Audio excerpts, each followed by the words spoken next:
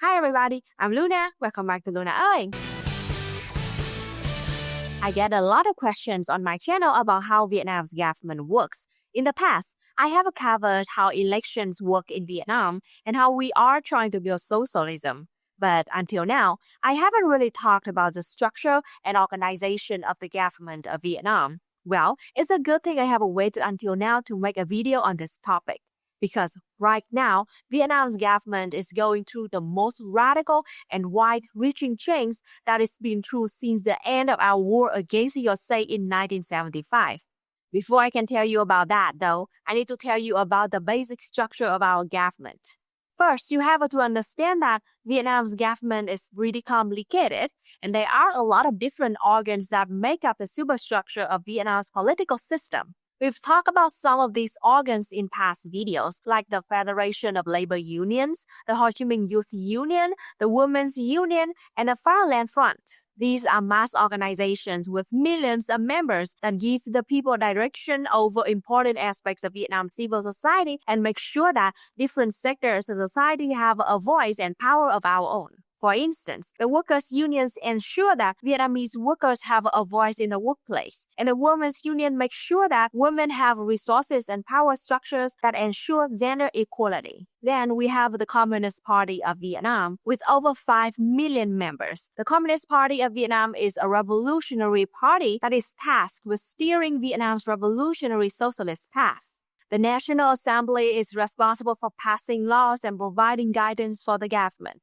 The government itself consists of all the different structures of governance. It includes government employees, civil servants, intellectuals, public safety officers, and other departments and administrative structures that are responsible for carrying out the laws that are passed by the National Assembly. This year, major reforms have been passed by the National Assembly that are totally transforming the structure of the government of Vietnam. So let me tell you how the government has been structured throughout my life, and then I will tell you how things are changing right now.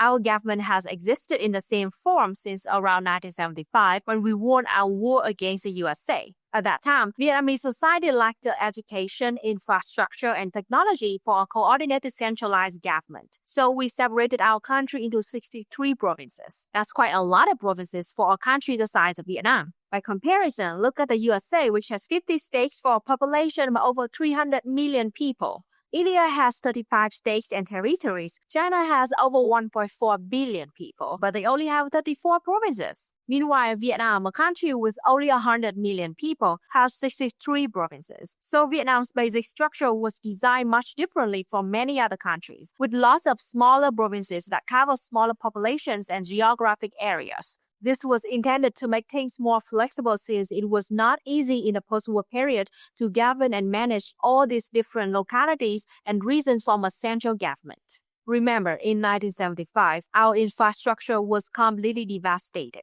Roads and bridges were destroyed. There were landmines and unexploded bombs and chemicals all over the place from American attacks. And we had to rebuild our entire communication and railway system from scratch because of the devastation of the war. In terms of administration, our government was designed with 4 levels of government. The most local level is the commune and ward. Really, these are the same thing. We just call them communes if they are in rural areas and wards if they are in cities. A commune has around 5,000 people and a ward has around 8,000 people. Just for the sake of simplicity, I am just going to use the term commune to describe this level of local government, because commune sounds more communist.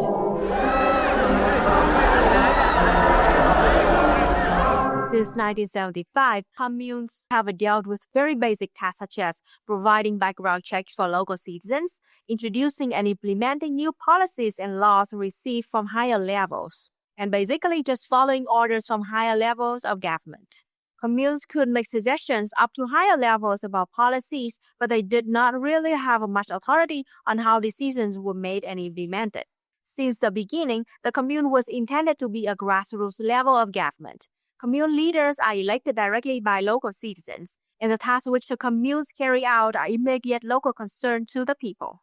One of the tasks which commune leaders carry out is making sure everyone remembers to vote in elections, and the commune is where most political leaders get their start. The Work and Commute Administration was also really important during COVID because they were the ones that organized things like food distribution, testing, and vaccinations at the community level. The next level up which commutes report to is the district level. The district level deals with more important tasks such as managing the budget which is distributed to them by the national government, providing ID cards, managing land rights and issuing land use certificates, managing marriage and birth records for families that have foreign partners, and so on. The district level then reports to the provincial level. The provincial level has a guidance and oversight role, suggesting policies up to the National Assembly where they are discussed and voted on, and then once laws are passed, ensuring that they are implemented at the lower levels.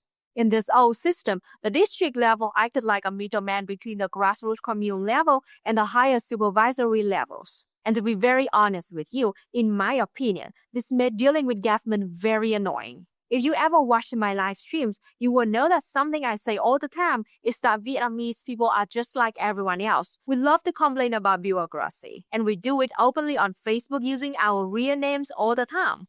This is why I always laugh my ass off when someone in my comments claims that Vietnamese people are not allowed to criticize the government. If you spoke Vietnamese and you spent 5 minutes reading Vietnamese Facebook posts, you will see plenty of people complaining about the government bureaucracy they've had to deal with. I myself has complained about having to deal with too much paperwork on my channel many times. And contrary to what my YouTube commenters claim, none of us get arrested for complaining about the government. Anyway, a huge source of these annoyances was the disconnect that took place between the local grassroots level and the higher district and provincial levels.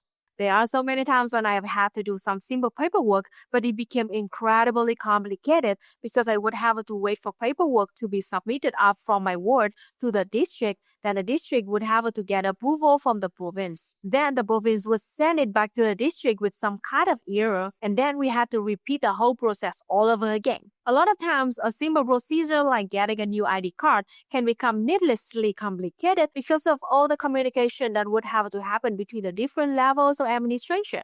One of the most annoying and stressful things I've ever had to deal with in my entire life was dealing with all bureaucratic nonsense when I married EJ because EJ is a foreigner. This means I had to go to the district level to get our marriage certificate. And the district level is very far from our house, unlike the commune level. What made it even more frustrating was that before I could go to the district level to apply for our marriage license, I had to first go to my commune level and ask for a certificate saying that I was still single and available for legal marriage. It took me 2 days just for that. Then I had to prepare a bunch of other complicated documents along with EJ's documents from his embassy and bring them to the marriage certificate department at the district level. And it took me a whole extra week to fight with the lady who was in charge of checking and approving the documents because apparently I was the first person to get married to a US citizen in my district and she didn't know the law clearly. And she kept asking me to provide a document that doesn't exist in the US system. Anyway, long story short, every step along the way, I had to wait days for papers to be issued this way and that, to wait for someone to stamp something and then send it to someone at a different level to be stamped, and on and on. It was so frustrating to deal with all these levels of government. It was so bad that my friend who was a law student at that time had to call that lady and explain to her what she asked for did not exist. Well, finally, me and EJ had our official marriage license stamped by the Socialist Republic of Vietnam. I could be wrong, but I think if you ask most Vietnamese people what their biggest complaint about our government was, this would be it. Everyone in Vietnam hates having to deal with all that inter-administrative level bullshit. Everyone has horror stories about having to wait for days and days to get some simple little task done because of the overtly complicated bureaucracy. Now, in defense of the system that we've had until now, there were historic reasons for it to be designed like that, like I explained earlier. We could not have an effectively managed central government because of our lack of infrastructure, but we also wanted to make sure that national laws were implemented and enforced as equally and fairly as possible. So for decades, this was sort of a compromise. And really, it's amazing what we were able to accomplish with that system. Even though we were poor and we started with basically no infrastructure and no resources, we were able to build everything you see in Vietnam today. advanced industry, incredibly modern telecommunications, high-speed internet all across the nation, public transportation including domestically manufactured electric express buses and metro systems, skyscrapers, national forests, plenty of food for everyone, but we are very close to having a world-class healthcare system that serves everyone in the country. And we did all that with our humble 4-level bureaucracy that was designed for a place and time when there were not even phone lines to more villages in the country. But really, by now, the 4-level system has outlived its usefulness, and Vietnam has been in desperate need for a change for quite some time. For at least the past decade or two, for as long as Vietnam has had modern communications infrastructure like smartphones and the internet, the system we have has felt incredibly obsolete. Like, why do I have to drive all the way to the district department office to get something stamped? Why can't I just stamp it at my commune office? Why can't we do more of these procedures online? Well, as of July 2025, the government is finally undergoing massive transformations that will fundamentally change the way the government functions and the way we, the people of Vietnam, interact with our government. We have just completed a historic shift in our administrative structure. We are getting rid of the district level entirely and moving to a much more decentralized two-tier local government model. This change is designed to dramatically empower the provincial and commune levels of government. Basically, it has been decided to give more power to the grassroots level with the slogan, "What the local level manages, the local level decides." I can't tell you how happy I am that we are getting rid of the district level. It is going to make things so much easier for day-to-day affairs, and it's going to get rid of so much bureaucracy. Moving forward, the local government will have the full authority to self-govern, and local leaders will be given power to make the important decisions about how services are designed and delivered. This move will put the government closer to the people and make it so much easier to get things done. This is the result of a huge self-critique which the government and the National Assembly have made about their own practices and organization. If you are not familiar with the self-critique, it is an incredibly important aspect of socialist theory. Vladimir Lenin first articulated the importance of self-critique in his pamphlet, "One Step Forward, Two Steps Back," writing that communists must practice self-criticism and ruthless exposure of our own shortcomings so that they will unquestionably and inevitably be overcome as the working class movement grows. Vietnam has a long and important history of self-criticism. When Ho Chi Minh was alive, he often wrote articles and made speeches in which he critiqued himself and the Communist Party of Vietnam. In the 1980s, self-criticism led to very important structural changes which led to the sweeping changes of the Đổi Mới renovation. And yes, I know I need to do a video about Đổi Mới. I'm working on it. And hey, if you want to learn more about Vietnamese self-critique, I hope you will check out our book on historical materialism, which is available right now at bandandhouse.org. It contains about 20 pages of primary sources showing how Vietnam has engaged in self-critique. The ebook is free. There's a link in the description, so just grab one right now and start reading. Anyway, all this self-critique by Vietnam's government has led to these massive reforms. So now, from this point forward, Vietnam is merging a bunch of provinces together in order to cut the number of provinces nearly in half to a total of 34. Districts are completely eliminated, as I explained before, and the commune is going to be the new most important level of administration, organization, and decision-making in our daily lives. Goodbye, district level. I won't miss you. Personally, I'm feeling hopeful about this political and legal overhaul. It is a huge change that seems like it will get right to the heart of the biggest problems with our government in one fell swoop. Local governments are getting a huge boost. Each local government staff size is going to be doubled, from an average of 20 full-time staff up to 40. Local communes and wards will now have the power to make policy decisions on everything from land and finance to education and the environment. Now the local leaders that we elect from our own neighborhoods will be the ones to plan, decide, allocate resources, regulate, and lead our communities. The commune-level People's Council is getting a huge upgrade. The People's Council is a locally elected legislative body. There are 15 to 40 members in the People's Council, depending on the commune's population, usually about one representative for every 150 people with a 5-year term. In the new system, the People's Councils are being strengthened in important ways.